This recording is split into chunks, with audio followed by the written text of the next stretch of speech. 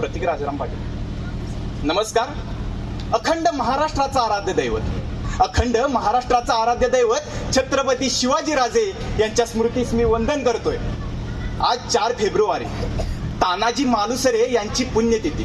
अहो, तानाजी काकांच्या देखील स्मृतीस मी वंदन करतोय आणि मी एक शिवव्याख्याता प्रतीक राजाराम पाटील आपल्या समोर विषय मांडतोय, अर्थातच छत्रपती शिवाजीराजे भोसले. खरं म्हटलं तर हा एक विषय म्हणता येणार नाहीये आणि खरं म्हटलं तर हा बोलण्याच्या दृष्टिकोनातून निर्माण केलेला एक घटक पण म्हणता येणार नाही. कारण एक व्यक्तिमत्व, कारण एक असं व्यक्तिमत्व, या मराठी मातीला शत्रुमुक्त करणारं व्यक्तिमत्व आणि स्वतःच्या आईचं, अहो जिजाऊंचं स्वप्न पूर्ण करण्यासाठी कणाकणानं रक्त आणि रक्तच सांडत राहणारं व्यक्तिमत्व.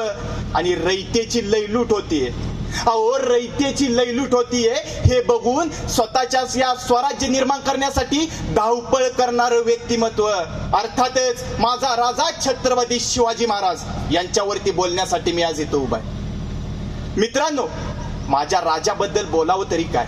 अहो, स्थापिले हिंदवी स्वराज्य, मांडली शौर्याची गाथा. स्थापिले हिंदवी स्वराज्य, मांडली शौर्याची गाथा. अशा या माझ्या राजाच्या चरणी झुकवतोय मी माता, झुकवतोय मी माता. माझ्या राजाबद्दल बोलावं तरी काय. अहो, राजा म्हणजे प्रेरणेचा स्रोत आणि राजा म्हणजेच ऊर्जेचा उदय आणि राजा म्हणजेच रयतेच्या डोळ्यात असणारे ते प्रेमाचं सावट. विज्ञान युगात जगताय, अहो विज्ञान युगात जगतोय ना आपण. इथं कोणी कोणासाठी प्रेम दाखवण्यासाठी अजिबात तयार नाहीये. इथं कोणी कोणाच्या प्रति माया दाखवण्यासाठी अजिबात तयार नाहीये. पण 350 वर्ष पूर्ण झाली, एकेकाळी माझ्या राजासाठी लोक मरायला देखील तयार होती. हे कमवले माझ्या राजानं. अहो, छत्रपती शिवाजी महाराज हे नाव घेताच अंगावरती शहारे येतात. तो खरा मराठा आणि तो खरा मराठी माणूस. अहो, छत्रपती शिवाजी महाराजांचं नाव घेतल्यावर त्या ताट मानेने उभा असलेल्या सह्याद्रीच्या डोळ्यात देखील अश्रूंचा पाझर फुटतोय. असा होता माझा राजा, असा होता माझा राजा. आणि माझ्या राजाबद्दलच लिहिताना माझ्यासारखा लेखक असं लिहितो, सह्याद्रीच्या कुशीत जन्मला वाघ, सह्याद्रीच्या कुशीत जन्मला वाघ आणि शिवनेरी तो किल्ला आणि शिवबा त्याचं नाव. शिवनेरी तो किल्ला आणि शिवबा त्याचं नाव. हाती चमकती तलवार, हाती चमकती तलवार, केला माझ्या राजाने अन्यायावरती वार, केला माझ्या राजाने अन्यायावरती वार. अहो, अवघ्या आदिलशाही व मुघलशाहीशी, अवघ्या आदिलशाही व मुघलशाहीशी एकटा जो झुंजला, रयतेचा तो कैवारी, असा माझा राजाच पहिला, असा माझा राजाच पहिला. हे सगळं ठीक आहे, राजाची स्तुती झाली, राजांनी काय केलं हे देखील आपल्याला माहित आहे. पण आजकाल जर बघितलं तर जिकडे तिकडे भ्रष्टाचाराचं स्तोम माजलंय. अहो, या भ्रष्टाचारानं बरबटलीये सारी जनता, अत्याचारांचं स्तोम माजलंय. आणि अशा काळातच गरज आहे ती खरी शिवविचार जोपासण्याची. मग नेमके हे शिवविचार आहेत तरी काय. आपण आपल्या मुलांना शिवविचार शिकवतो का. गरज आहे आपल्या मुलांना कणखोर शूरवीर बनवण्याची. मला तुम्हाला एक पूर्वीचा प्रसंग सांगावासा वाटतोय. दादोजी कोंडदेव आणि छत्रपती शिवाजीराजे घोडेस्वारीसाठी चालले होते. अहो, बाल शिवबा होता, शिवबाला घोडेस्वारी करायचं म्हटल्यावर भव्य आनंद झाला होता. दादोजी कोंडदेव आणि शिवाजी महाराज त्या रणांगणावरती पोहोचले. महालातून जिजाऊ त्यांच्याकडे पाहतच होत्या. आता जिजाऊ पाहतायत. दादोजी कोंडदेवांनी शिवबाला विचारलं, अरे शिवबा, यातला तुला कोणता घोडा हवाय. तेव्हा शिवबानं नजर फिरवली आणि काळ्या भुंद असलेल्या त्या घोड्याकडे बोट केलं आणि म्हटले, दादोजी मला हा घोडा हवाय. दादोजी आश्चर्यचकित झाले. अरे शिवबा, तो घोडा खूप सुसाट धावतो, तो घोडा खूप चपळ आहे. पण शिवाजी राजा ऐकायला तयार नव्हता. राजे म्हणते, घोडेस्वारी करेन तर याच घोड्याची. आता राजा ऐकना. दादोजी कोंडदेवांनी महालात असणाऱ्या जिजाऊंकडे पाहिलं. जिजाऊंचं एकच वाक्य होतं, दादोजी शिवबांना तो घोडा बहाल करा.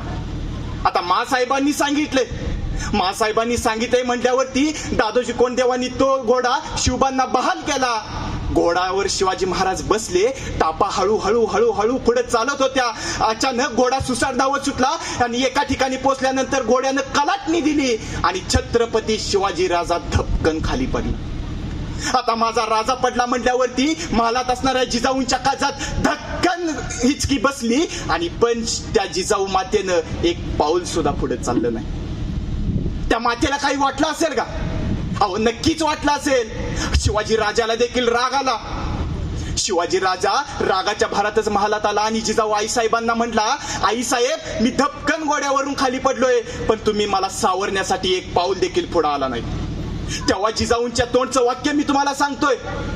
जिजाऊ अशा म्हणत्या, अरे शिवबा सावरणारे असतील ना, अरे सावरणारे असतील ना तर पडणाऱ्याला बळ येत. काय विचारसरणी आहे.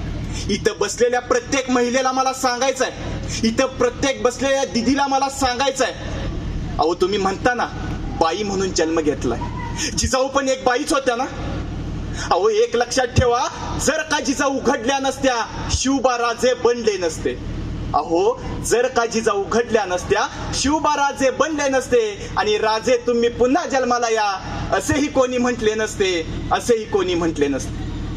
अहो एका बाईच्या उदरी संस्कार, अहो एका बाईच्या उदरी संस्कार शिकले ना हो राजे, एका बाईच्या उदरी संस्कार शिकले ना हो राजे. मग बाई म्हणून जन्म घेतलाय. अहो बाई बाई बाई म्हणताना मग बाई म्हणून जन्म घेतलाय. खरेच चुकले का तुमचे? विचारा स्वतःला. आपण कोणता शिवबा घडवलाय? नाही ना. आजची तरुणाई जर बघितली, अहो कालचाच प्रसंग, छत्रपती शिवाजी महाराजांची जयंती येणार होती. 2 गटात भव्य दिव्य नियोजन झालं आणि आदल्याच दिवशी एका मित्रानं काय ते इंस्टाग्राम म्हणतात ना त्याच्यावरती पोस्ट केली. दुसऱ्या गटातील एकाने ती बघितली. बघता क्षणी त्याला राग आला आणि दोन्ही गटात भव्य हाणामारी झाली. अहो डोकी फुटली, रक्ताचे पाठ